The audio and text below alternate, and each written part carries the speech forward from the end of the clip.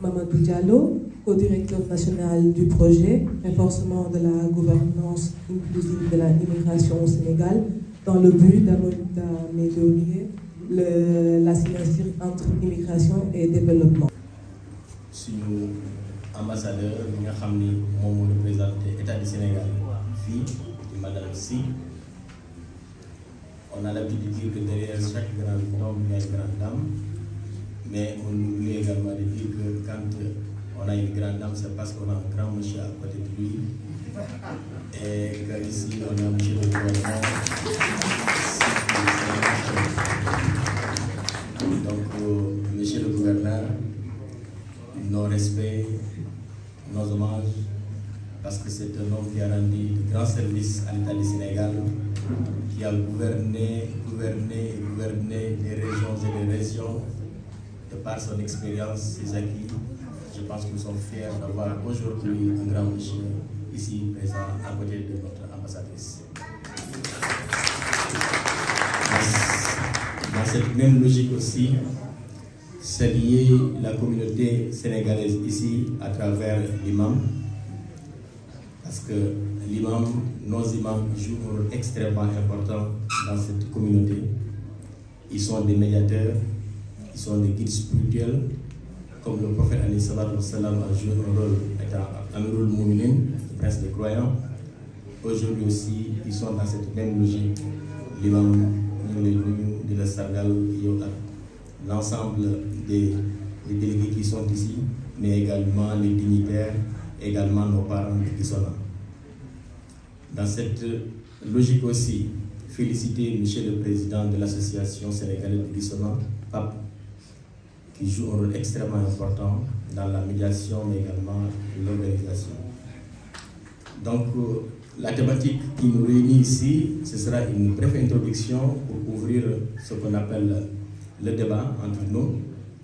Donc, quand on parle de migration et de développement, nous savons aujourd'hui que la contribution des personnes qui sont issues de migration au développement des pays du Sud, à la solidarité internationale et à la citoyenneté dans les pays d'accueil est de plus en plus reconnue. La preuve, Monsieur le maire de Guissona qui est ici, mais également Monsieur le directeur des ressources humaines en témoignent de cette reconnaissance. Les travaux sur les transferts financiers des immigrés vers les pays du Sud, ainsi que le dynamisme associatif et citoyen des diasporas dans les pays du Nord en témoignent aussi. Ces enjeux sont évolutifs. Reste cependant à mieux les documenter, particulièrement les spécificités selon les groupes sociaux. La migration et les contributions au développement. La migration, quelle qu'elle soit, volontaire ou forcée, est consécutive de l'histoire de l'humanité. Les humains ont toujours immigré pour de nombreux motifs, souvent indépendants, économiques, environnementaux, culturels, politiques, liés à des persécutions, des conflits armés, à la pauvreté, aux besoins de l'éducation, des faits, au fait de joindre des membres de famille aussi, ce qu'on appelle les regroupements familiaux. Mais historiquement, les migrants ont constitué une richesse pour les pays, mais pour le développement social et économique de leur pays, de destination, tout en favorisant les relations avec les pays d'origine. Donc nous savons qu'aujourd'hui, les gens qui quittent les pays de départ, ils constituent une force vive pour les pays d'accueil. C'est ce qu'aujourd'hui vous représentez pour Guissona. Parce que ces pays d'accueil ont besoin aujourd'hui de cette main-d'œuvre qualifiée et également une main-d'œuvre extrêmement importante pour véritablement booster cette économie. Mais également les pays d'origine en reçoivent véritablement des fonds, des transferts. Et ça constitue un élément extrêmement important pour le développement. En 2017, il y avait dans le monde 258 millions de migrants internationaux, définis comme étant des personnes vivant dans un pays autre que celui où ils étaient nés. soit donc 3,4% de la population mondiale. 48% sont des femmes, donc soit 125 millions. 51,5% sont des hommes. Donc selon l'OIT, l'Organisation internationale du travail, 164 millions sont des travailleurs migrants, dont 86 ont immigré dans des pays à haut revenu et revenus supérieurs. Parmi eux, on compte 96 millions d'hommes et 68 millions de femmes. Le Fonds international pour le développement agricole, FIDA, estime que le total de revenus de ces travailleurs migrants représente 3 000 milliards de dollars par an dans le monde. Donc environ 85% dans le reste des pays autres, reste dans les pays autres du moins, que ce soit des pays du Nord ou des pays en développement. Donc on comprend à travers ces statistiques l'importance de la migration combinée à la notion de développement, qu'il s'agit ici de mise en relation entre les deux, migration et développement. Dans cette même logique, dans un contexte de la mondialisation économique et d'accroissement des échanges, ainsi que d'instabilité géopolitique et climatique, les migrations internationales sont amenées à augmenter. Aujourd'hui, nous tous nous sommes d'accord avec ce qu'on appelle le réchauffement climatique ou bien le dérèglement climatique. On assiste de plus en plus à des déplacements de population qui quittent des zones vers d'autres zones. Et on sait que, selon les statistiques, ce mouvement, ou bien ce déplacement de population va connaître ce qu'on appelle une croissance exponentielle. La mise en cohérence des politiques économiques et sociales, comme celle également de l'Union européenne, avec les politiques de développement et de la coopération, ainsi que la mise en œuvre d'une gouvernance mondiale des migrations, sont donc au cœur de l'actualité. En septembre 2016, lors de leur réunion de haut niveau sur la gestion des déplacements massifs de réfugiés et de migrants, les États membres des Nations Unies se sont engagés dans la déclaration de New York pour les réfugiés et les migrants à conclure un pacte mondial pour la migration sûre, ordonnée et régulière. Je mets l'accent sur ce pacte parce que nous travaillons également aujourd'hui au ministère des Affaires étrangères du Sénégal de l'extérieur à travers la DSASE et le programme que nous sommes en train actuellement de dérouler sur cette migration sûre, ordonnée et régulière. Parce qu'on constate que l'Afrique aujourd'hui, comme selon les spécialistes et les statistiques, presque 1,2 milliard d'habitants. Mais de ces 1,2 milliard d'habitants, on estime qu'en 2050, la population de l'Afrique sera à 2 milliards d'habitants. Ça veut dire un gros marché de consommateurs. Et que cette Afrique a toutes les ressources du monde. Au point qu'aujourd'hui, les spécialistes des sciences économiques, sociales, politiques, ils disent que l'Afrique, c'est l'avenir stratégique de l'humanité. Mais comment peut-on être l'avenir stratégique de l'humanité et en même temps rester dans ce dénouement économique? Alors qu'aujourd'hui, ce qu'a besoin les autres parties du monde, c'est-à-dire la force vive, la jeunesse, aujourd'hui nous en avons. Il ne faut pas oublier que tous les continents aujourd'hui connaissent un vieillissement de la population, excepté l'Afrique qui se rajeunit.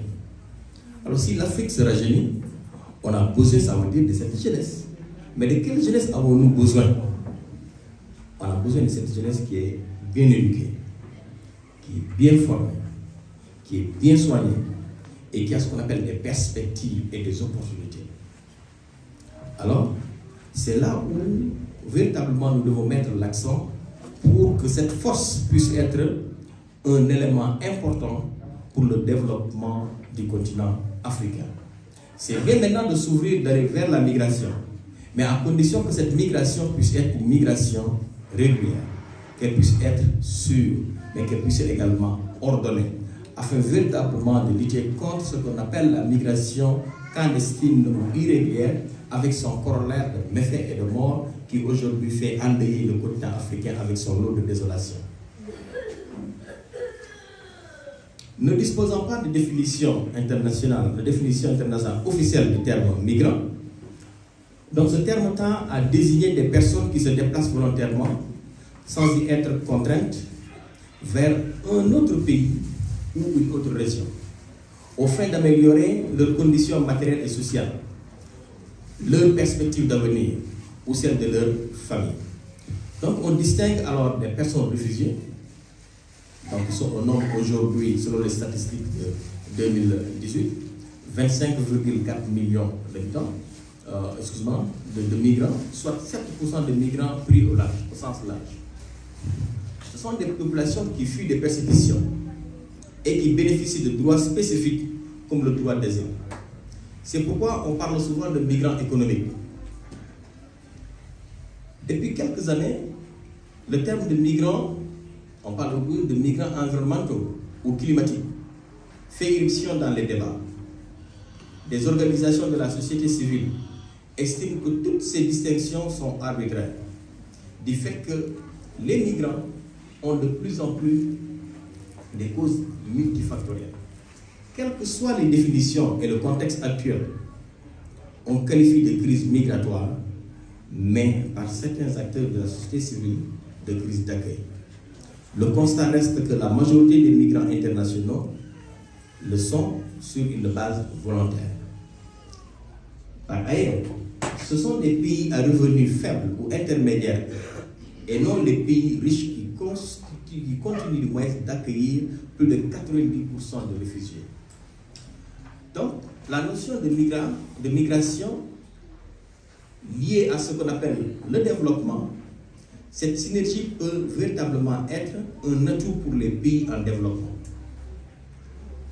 Pour que cela puisse être un atout pour les pays en développement, il va falloir revoir ce qu'on appelle les politiques migratoires et axer ces politiques migratoires sur ce qu'on appelle des possibilités qui seront offertes à ces migrants qui quittent leur pays d'origine vers ce qu'on appelle le pays d'accueil, la possibilité de s'insérer, la possibilité de vivre dans ce qu'on appelle la paix, de s'épanouir, mais également à lui aussi d'épouser, d'accepter ce qu'on appelle les normes, les lois et les règles en vigueur dans ces pays d'accueil, au point d'être également un citoyen, comme l'a si bien dit tout de suite Madame l'ambassadrice, un citoyen du monde.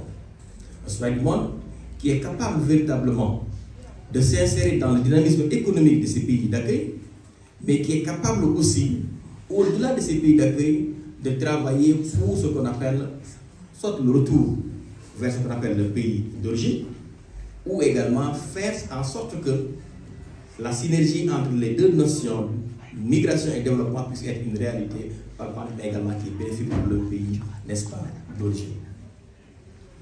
La Banque mondiale estime que dans les pays à faible revenu et à revenu intermédiaire, ces migrants ont envoyé en 2018 529 milliards de dollars à leurs familles et proches, soit au montant 3 fois plus important que le total de l'aide publique au développement international, qui était estimé à 153 milliards de dollars, et que le montant des investissements étrangers directs réalisés dans les pays à faible revenu et des pays à revenu intermédiaire, 344 milliards de dollars. On peut s'arrêter ici pour faire un petit commentaire. Donc l'on se rend compte à travers ces chiffres de la Banque mondiale que la migration ou les migrants, de par leur travail, ils contribuent plus au développement que l'aide publique au développement. C'est-à-dire que si aujourd'hui nous arrivons à mettre en place de véritables politiques migratoires qui répondent aux exigences actuelles, nous avons la possibilité de tirer de véritables profits à travers ce qu'on appelle la migration et le développement. C'est-à-dire que ces deux notions, migration et développement, deviennent des réalités qui profitent véritablement au pays d'accueil, mais également au pays d'origine. Au point de mettre à côté même ce qu'on appelle l'aide publique au développement, parce que l'aide publique au développement, le plus souvent, cela pose d'énormes problèmes du point de vue de remboursement. Et par conséquent, nos États, quelque part, sont fatigués par rapport à cette aide publique au développement. Alors, ça veut dire quoi? Migration et développement constituent aujourd'hui, ou bien ça peut être ce qu'on appelle une alternative conventionnelle pour permettre aux États de mettre en place des dispositifs qui leur permettent d'avoir ce qu'on appelle des sources de revenus à travers la migration et le développement.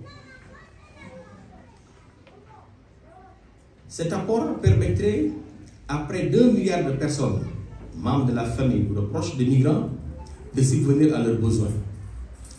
D'autant que l'aide publique au développement en direction des pays les plus pauvres tend à diminuer. Les régions qui bénéficient le plus de ces transferts de fonds sont l'Afrique subsaharienne, sont l'Europe et l'Asie centrale, l'Amérique latine et les Caraïbes. L'utilisation de ce qu'on appelle les envois au rapatriement de fonds, et en particulier la part de leurs affectations à des actions dites productives, en plus ou au-delà de la satisfaction des besoins essentiels de la famille, c'est-à-dire alimentation, santé, logement, éducation, est difficile à établir de façon précise et fait l'objet de différents travaux depuis plus d'une dizaine d'années.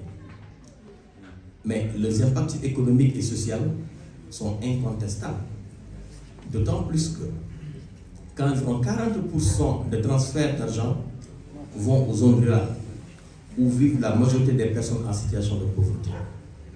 Quand aujourd'hui nous prenons l'exemple du Sénégal, l'on se rend compte que les migrants, que la diaspora, jouent un rôle extrêmement important pour surtout les zones rurales. Prenons le cas par exemple de Matam.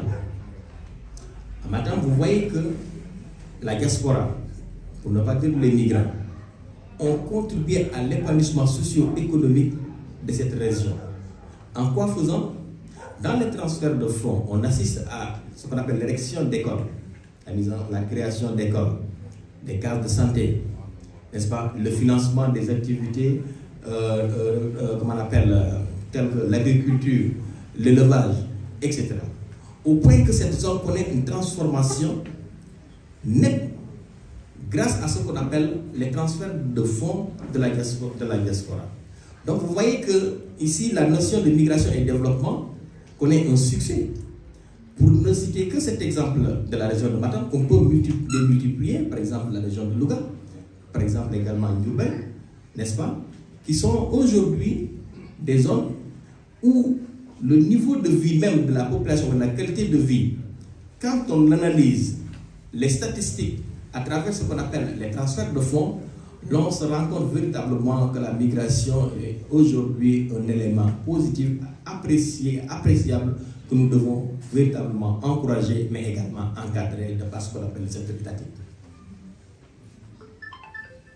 On peut, ailleurs dans le monde, vérifier ces principaux destinataires d'envoi de fonds et également l'impact de la migration.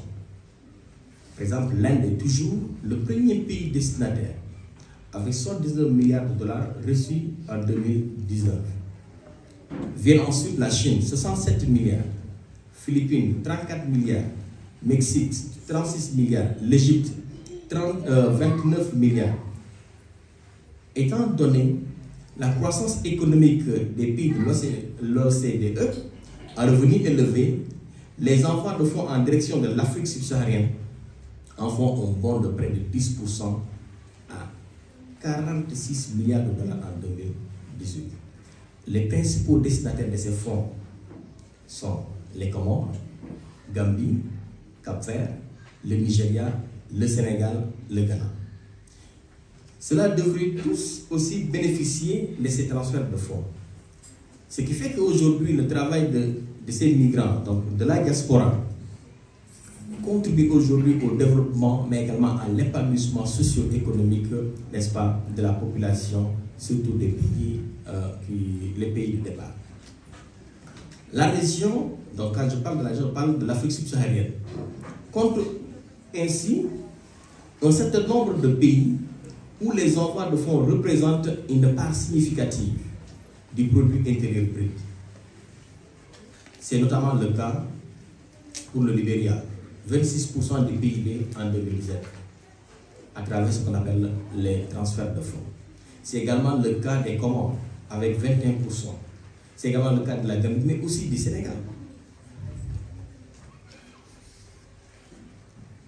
qu'en est-il des fonds ou bien des transferts de fonds émanant des migrants en France?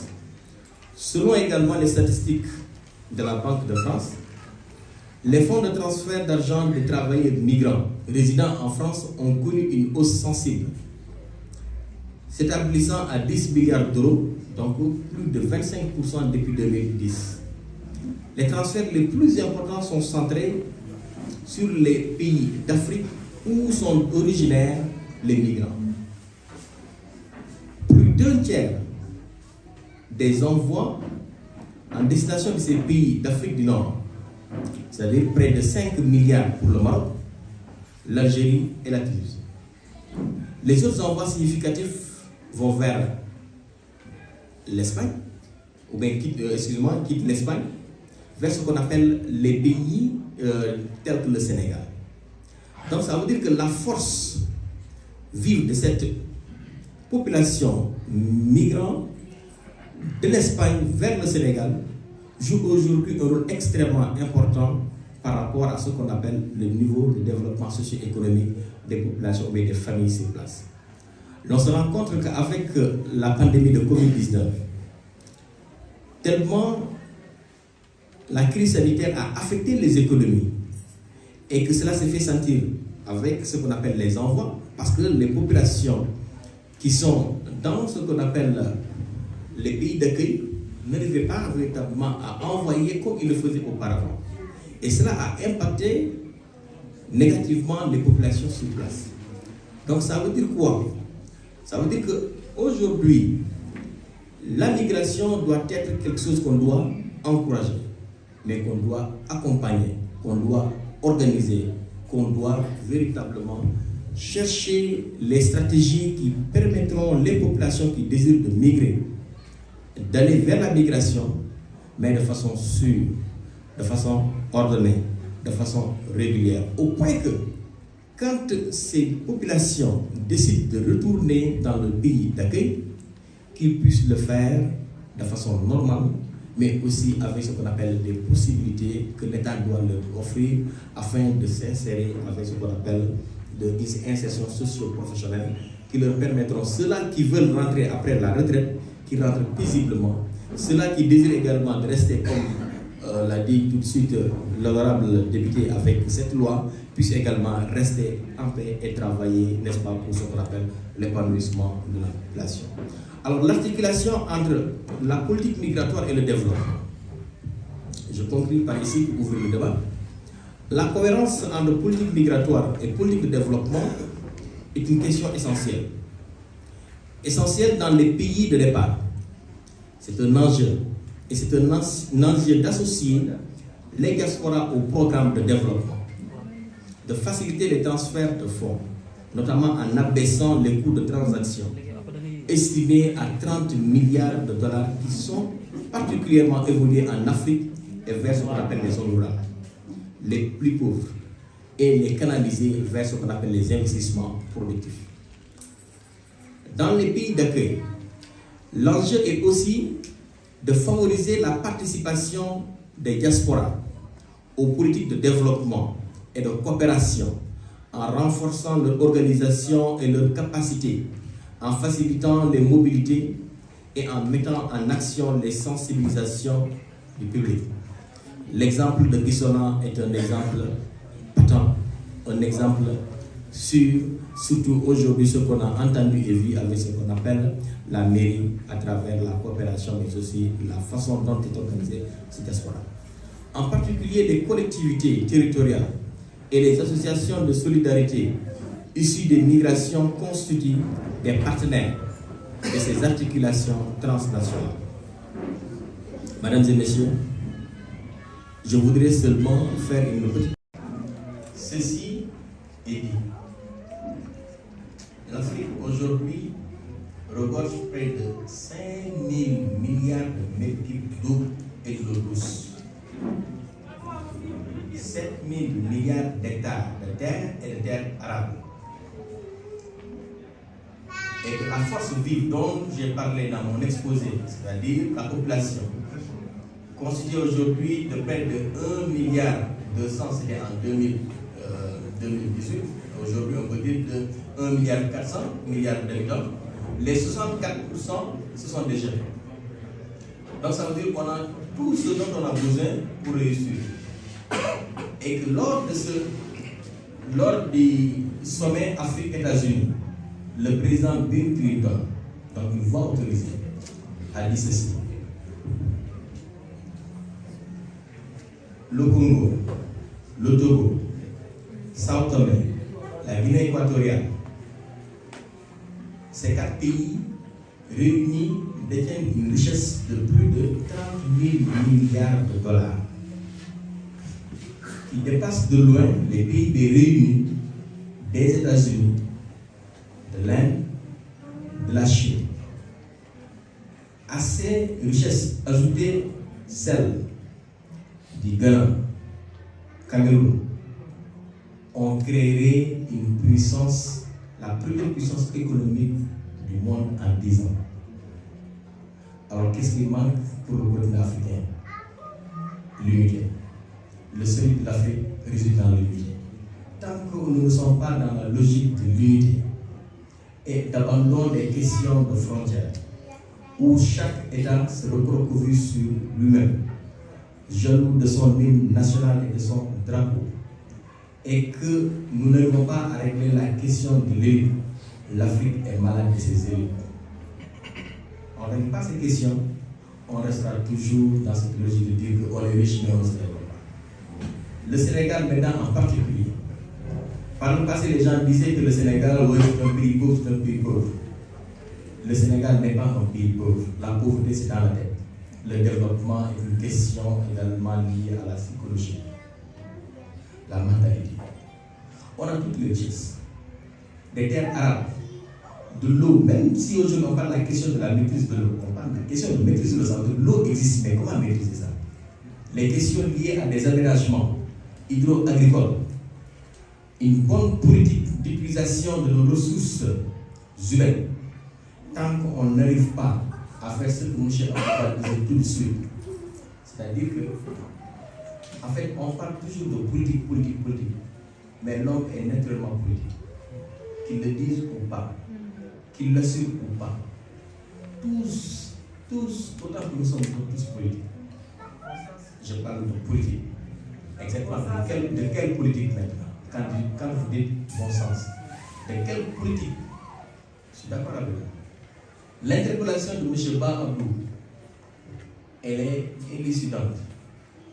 Tout ce qui se fait pour vous sans vous se fait contre vous.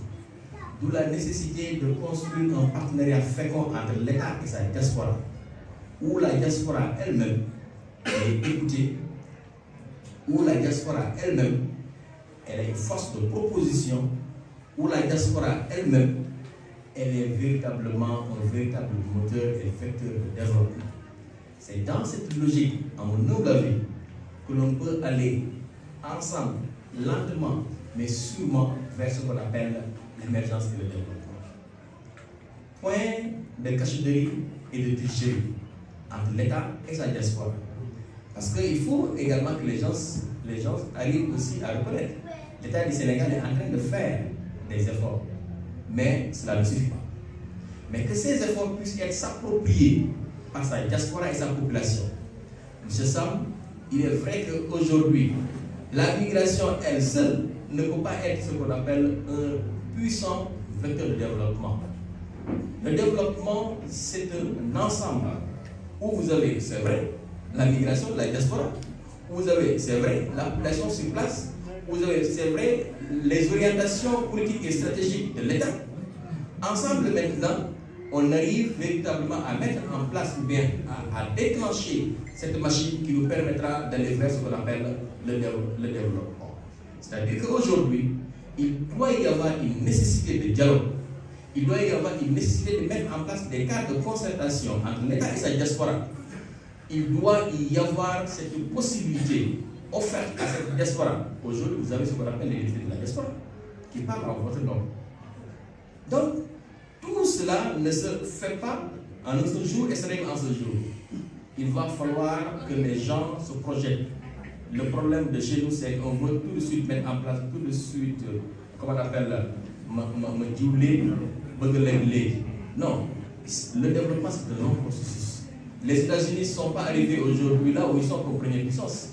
Il ne faut pas oublier qu'entre le 15e et le 16e siècle, la première puissance planétaire c'était l'Espagne et le Portugal. Alors l'Espagne et le Portugal, à travers les conquêtes et migrations, ils ont joué un rôle extrêmement important pour le développement. Mais malheureusement, ils sont sombrés aujourd'hui dans la décadence. Et qu'après, ils se sont succédés d'autres puissances jusqu'à aujourd'hui les États-Unis. Le Sénégal peut être également, si c'est rampe de l'émergence et du développement, mais à condition que nous arrivons à mettre en place des cadres de concertation qui sont féconds et que ce soit également sincère entre les acteurs qui s'y agissent et que ce soit véritablement de véritables politiques de développement. Ça, c'est ma simple conviction, c'est à mon humble avis. Donc, diaspora, imam c'est vrai. Le plus souvent, gars, nous les montagneux. Nous avons des solutions. Parfois, nous avons traduire sur le terrain. On est en réalité pas là. Au point que, diaspora, comme nous commençons à dire, ndaxte du ñu am wóoluwante seen diggante ndaxte di ngeen ñëw en tant que structure toog wax naa def lii après on ne voit pas wante nit nañu nangu am na ay quelques aussi réussites de retour. Je donne l'exemple par exemple de Velma. Le Velma, c'est un projet qui est porté par un jeune Sénégalais de la région de Matam qui a pu investir non seulement à Dakar dans ce qu'on appelle la restauration mais également à Matam. Nous avons également, par exemple, un autre cas d'exemple, les mitrailles dans la région de Louga. C'était un immigré sénégalais de l'Italie qui est rentré, qui a noué également des partenariats avec les Italiens et qui fait aujourd'hui un travail remarquable du point de vue de l'agriculture et de l'agrobusiness. Donc, à côté de ce qu'on appelle les échecs qui sont patents et qui sont sûrs et que nous on le voit, il y a également ce qu'on appelle des réussites. Et ces réussites, il faut les encourager. Maintenant, les encourager et mettre en place ce qu'on appelle une coopération, un cadre entre l'État et sa diaspora pour qu'ensemble on puisse aller vers ce qu'on appelle cette symbiose qui peut nous mener vers cette émergence et vers le développement. Je vous remercie.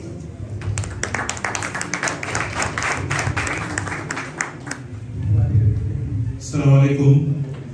Je vais vous faire quelques questions. Quelques fort.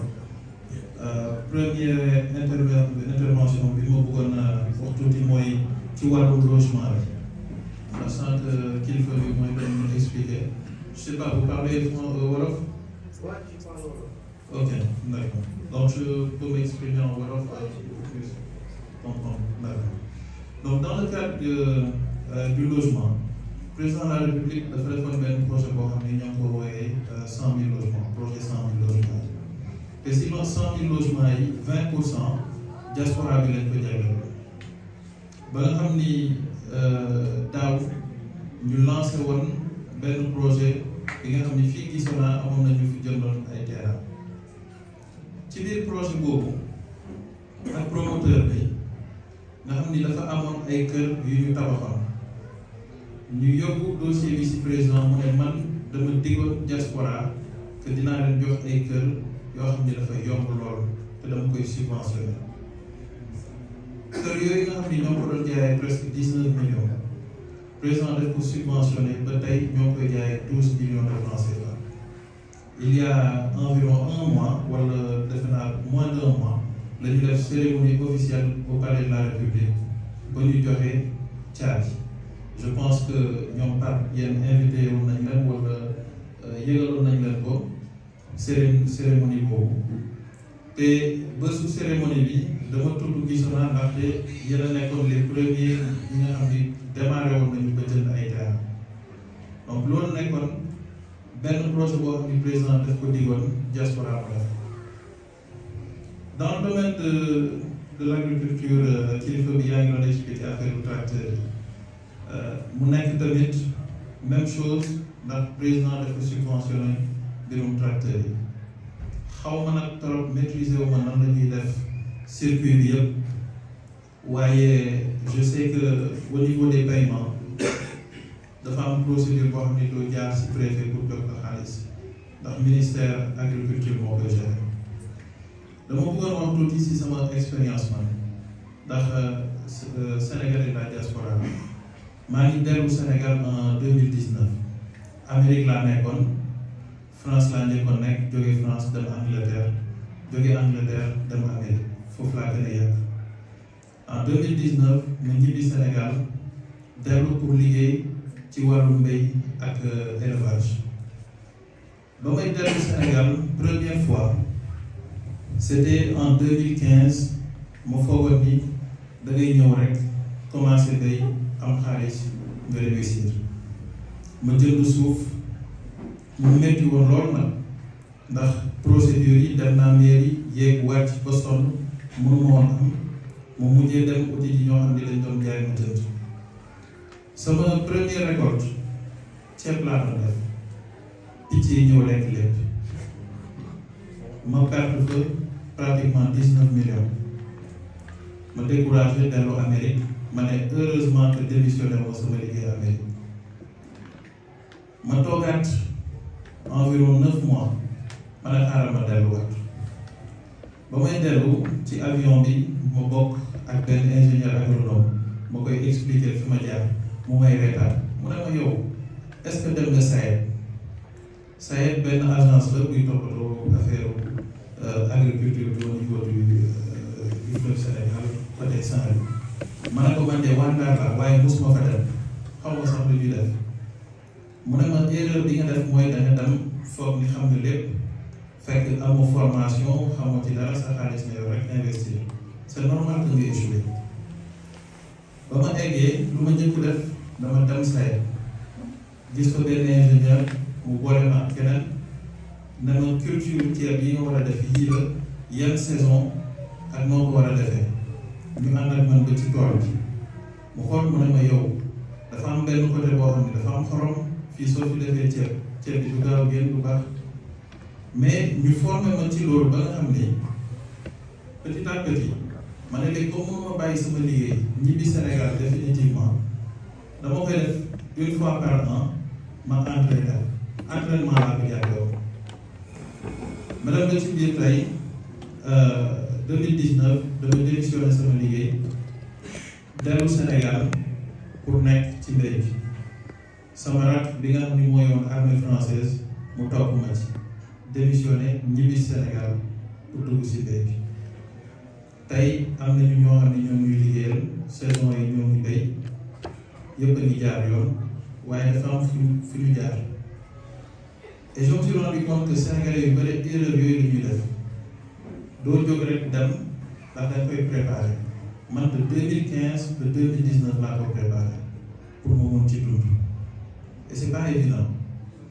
mbirum tracteur yi nag gis naa ñu bëri ñoo xam ne ci vallée bi dañuy dem di kaas ñenn ñi ne noo awma ci et cetera certes ñëpp mënuñu ci am ndax ñu bëri ñoo ngi si wàllu mbéy mais je sais que président de la République lu ko tax a jóg mooy pour jàppale nit ñi te képp koo xam ni moo ngi ci yoon xam yoon kenn du ko tax te dina fexe ba réussir y a des possibilités au Sénégal ñun xaalis bi ñuy wax dañ koy joxe pour migrants de retour yi wala Sénégalais de la diaspora je pense pas sax que yéen seen genre ngeen nekk cible prioritaire parce que man ñi may gën a waxal mooy ñi nga xam ni dañu nekk bi xam ban formation la ñu bëgg def ban projet la ñu bëgg def ñu accompagner la yéen nag dafa da ngeen nekk ñi nga xam ni mooy ñu nekk di dooleel Sénégal di dugal 1300 milliards de francs CFA au Sénégal li ngeen di dugal Sénégal tey Union européenne joxuñu ko ci xaalis Europe joxuñu ko Amérique joxuñu ko Asie joxuñu ko donc da ngeen nekk force boo xam ni yéen ngeen ne fi sax di liggéey ñun loolu daf ñu arrangé ndaxte yéen ngi jàppale seen réew di jàppale suñu réew donc financement yooyu ñuy joxe c'est pas destiné à des gens comme vous yi nga xam ne am ngeen fi ngeen jàpp yéen a ngi liggéey di jàppale seen njaboot. Par contre il y a d'autres types de financement yoo xam ne tamit la DER moo koy joxe ak yeneen structure yoo xam ni financement yoo am doole yoo xam ni tey am nga fi sa liggéey am nga fi sa lépp waaye bëgg nga dellu Sénégal am appui boo xam ni yow soo côté am nga xaalis waaye soxla nga ndimbalu état wala benn agence mu gën la mun a dooleel loolu tamit am na façon financement yu mel noonu mais projet bii di BAOS bii ñuy wax parce que tey sëñ bi ñu yëkkati 2 millions jox la ko pour nga dellu Sénégal gëwma mu nekk loo xam ni dina mun a apporter lu bëri si sa tool ndax xam naa mbirum agriculture dafa métti xaalis la laaj mais am na ay xale yoo xam ni tey suñ fi nekkee amuñu lu ñu lekk lu ñu naan amuñu fu ñuy fanaan ku leen jox 2 millions ñu dellu Sénégal dinañ ci mën a génn direction générale bi am na benn xale boo xam ni dafay ñëw ay pousse-pousse café lay defar di ko loué xale yi jógee Guinée pousse-pousse yooyu moo koy loué par semaine moo koy loué pratiquement 25 000 suma juumul te moo ci yore plus de 100 lu muy am ci xaalis tey moo ëpp sama salaire téeméer te ba mu koy démarré moo ko commencé ak 750 000 tey moo ngi fay appartement am nee na jënd na terrain am village am te moo ngi jàppale waajur donc koo gis rek am na loo xam ni mun na ko démarrer somme boo xam ni mun na ko démarrer li may wax ak diaspora bi suma mooy on a tendance à tout mettre sur l'État wala tamit suñ nekkee dëkk miin fa gis ni procédure administrative yi daf fi yomb ñu jàpp ni suñu dëkk noonu la war a mel c'est normal tamit c'est normal parce que suñu dëkk war nañu mun a avancer quand même war nañu mun a atteindre yenn niveau yi nga xam ni Europe atteindre na ko wala Amérique loolu la ñëpp di ñaan am na lu bëri lu des waaye nag ñoo ngi def ay effort du ñëpp ñu nekk ci biir état wala ñu nekk ci politique ñoo bon am na ñu nekk di liggéey am na ñu nekk di def seen wàll waaye ñun ñëpp suñ si jàppee je pense que Sénégal dina jëm kanam ndax comportement moo ko solo day defar réew donc attitude bu positive boobu ñu am dañu war a continuer au niveau de l'administration am na lu ñuy wax dématérialisation de certaines procédures ñoom ci jëm je pense que même au niveau de l'APIX tey boo buggee ubbi entreprise man j'ai eu l'expérience en 2014 ubbi naa sama entreprise en 2013 et en 48 heures lañ ma jox sama NINEA ak sama RCCR en 2015 j'ai ouvert 2 entreprises j'ai obtenu les papiers en 24 heures fekk jamono jooju kenn nommeewu ma nekkuma DG nekkuma ambassadeur nekkuma kilifa si réew mi kenn xamoo dama dugg direction bi déposer kayit yi si suba si ma ñëw jël si te kenn jàppalewu ma ci donc loolu dafa am au niveau de la direction générale tamit am na ay nit yoo xam ni dañuy ñëw déposer au niveau du FAISE mooy fonds bi nga xam ni tamit moo ngi jàppale Sénégal yi nekk bitim réew soo déposé sa projet ministère dañ koy indi si direction bi ñu étudier ko xool ndax projet bi baax na ñu wax FAISE pour ñu financer am na ñu bëri ñoo xam ni financer nañ leen FAISE te mosuma leen teg bët naata sam bi yor FAISE mosu leen teg bët xamuñu leen te kenn pistonné wu donc il y a des réalités yoo xam ni y a des choses qui se passent au Sénégal il faut le dire waaye nag man je dis souvent que rien n'est parfait dans la vie lépp motul waaye dañu jéem a defar pour mun a jëm kanam vraiment loolu laa moom li ma doon wax et di wax tamit que vraiment kontaan naa li ma fi ñëw tey ndax daaw maa ngi fi woon et j'ai vu une équipe boo xam ni des Sénégalais yi nga xam ni dañu ànd di liggéey loolu moo am solo te loolu moo tax tamit ma sawar di fi ñëw ndax am na ay association yu bëri yu ñuy invité à travers le monde waaye man su ma gisee ay nit di liggéey di ñafe bëgg seen dëkk fu ñu ma woon naa leen wuy donc di leen sant bu baax di gërëm tamit imam ak kilifa yi fi nekk donc je pense que sant Pape mooy doon wax ni dafa xiif gis naa kanamu séeréeram bi mooy commencé ñàngal dama ba ñu jooy xam nga tukulóor yi nag ñoom ñoo gën a ñemee xiif daal donc je pense qu'on va terminer la séance jërëjëf. alors man danaa picc yi nekkoon sa tool naa leen picc waaw léegi dañuy dem añi comme Christina moo def intervention te dañoo xiif dañu bàyyi dem añi bu ñu paree dañu del si salle bi moom moo def intervention après ñu doog na si terme éducation bi aussi directeur kii bi dina ñëw ak waa usine aussi dinañ ñëwaat aussi ñu ñëw ñu ñëpp ñu paree aussi doog jox les prix aux meilleurs élèves de Kisum kon nañu dem añi après ñëw incha allah.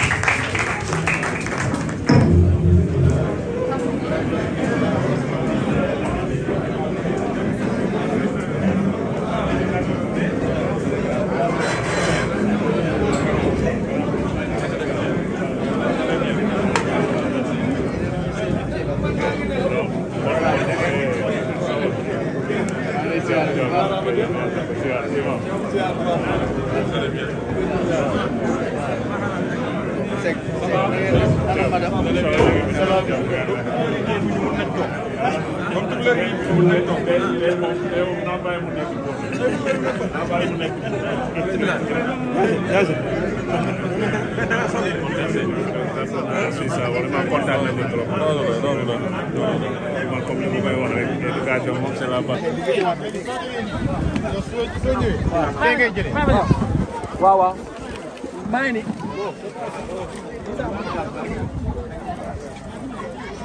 man ma sabos tubaarkàlla sponsor yi ñoom su xome yaa di pataas kadi ñaam di carotte waa ko Toulouse je vous aime waa ko Toulouse ana waa ko ci noir ni na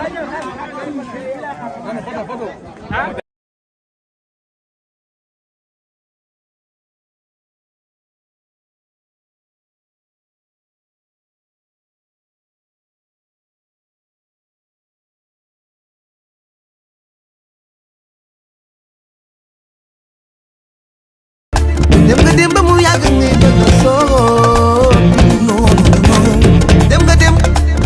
dem ba mu yàgg ngay bëgg soppi il jàppal nga su li la war sa wane li la war mooy nga def guddi jaawale diggante boo gis jàpp na dégg di ba leen di tax mu yàgg guddi jaawale li di fit kenn tegul la ko lu dul sa bopp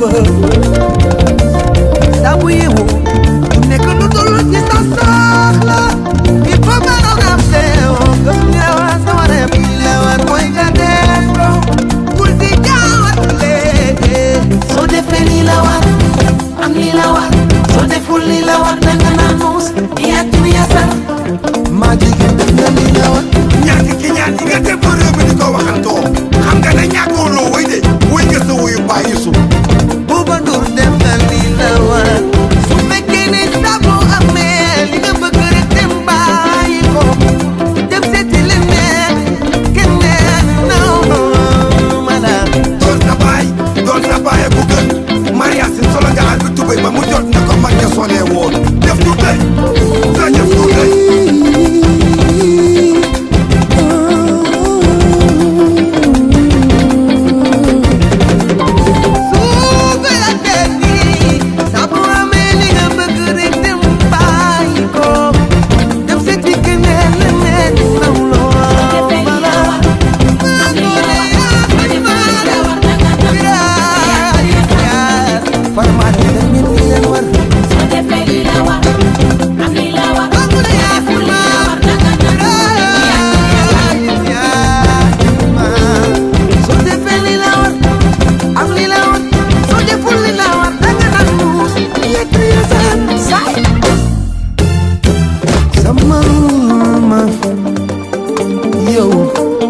sañal ko dëkkal ko ma ngi tëralal ma ko mënal ma ko ma gën di jigéen dafa mel ni moom dafa mel ni géej te géej salaaw lu dul gaal du jàll